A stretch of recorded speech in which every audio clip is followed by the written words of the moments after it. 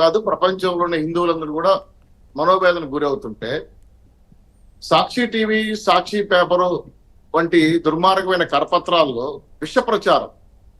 ఎంత విష ప్రచారం అంటే దేవుడు లడ్డులో కల్తీ జరిగి హిందువులు బాధపడుతున్న విషయం పక్కన పెట్టేసి కులమత ప్రాంతీయ భేదం సూచించే విధంగా దుర్మార్గమైన వార్తలు, నెయ్యి కల్తీ కలగలేదు, వీళ్ళందరూ హిందూ మతానికి పెద్ద ముత్తైదులాగా మాట్లాడినారడ.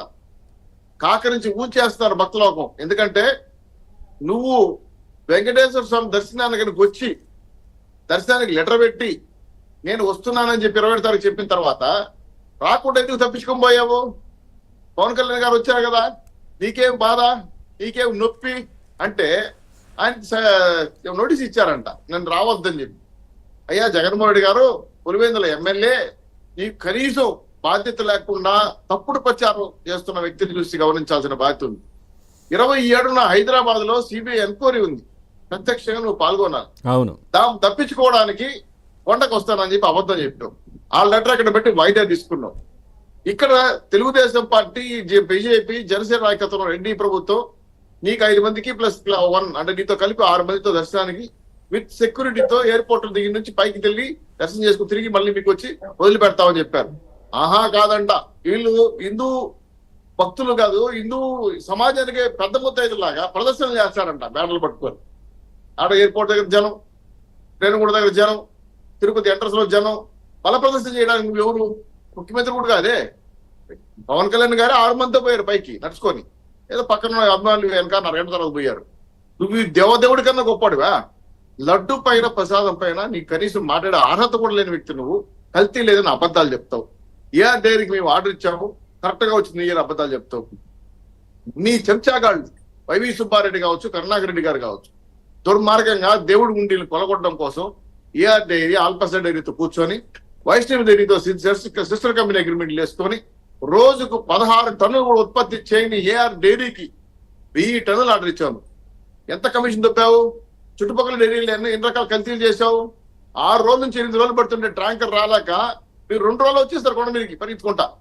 సరే, ఇంత పెద్ద ఎత్తున అవినీతికి తెరలేపిన జగన్మోహన్ రెడ్డి గారి ప్రభుత్వంలో హిందూ ధర్మాన్ని, హిందూ సనాతన ధర్మాన్ని, దేవుడి కైంకర్యాన్ని, అభిషేకాలని, అన్నప్రసాదాలని, లడ్డు ప్రసాదాలని మీరు ఇంత దుర్మార్గం కల్తీ చేస్తే, దీనిపైన సిట్టేస్తేనే మీకు సిట్టింగ్ లేకుండా పోయింది. అగ్రి మీద గుగ్గిల్ అని ఎగిరారు, ఇది సిబిఐ ఎంక్వైరీ చేయాలని. ఇదే వైబీ సుబ్బారెడ్డి హైకోర్టులో ఏమని పిటిషన్, నా మీద విజిలెన్స్ ఎంక్వైరీ చేయకూడదు, నన్ను అరెస్ట్ చేయకూడదు, నన్ను ఆదుకోండి. ఇదే వైబీ సుబ్బారెడ్డి మళ్ళీ సుప్రీంకోర్టు పోయాడు, లడ్డు ప్రసాదం కల్తీ పైన సిబిఐ ఎంక్వైరీ చేయాలంట. అది నారిక తాటిమట్ట, నాకు అర్థం కాదు. ఆయన పైన కూడా సీరియస్ అయింది సార్. సుప్రీంకోర్టు ఆయన పదవికి సంబంధించిన డీటెయిల్స్ ఇవ్వలేదని చెప్పి ఆగ్రహం వ్యక్తం చేసింది. దొంగలు సార్ వీళ్ళందరూ దొంగలు. వీళ్ళ విషయాలు బయట రప్పరు. రాజకీయ క్రీడగా మార్చాలనుకున్న హైకోర్టుని మా మాట తిట్టారు విపరీతంగా.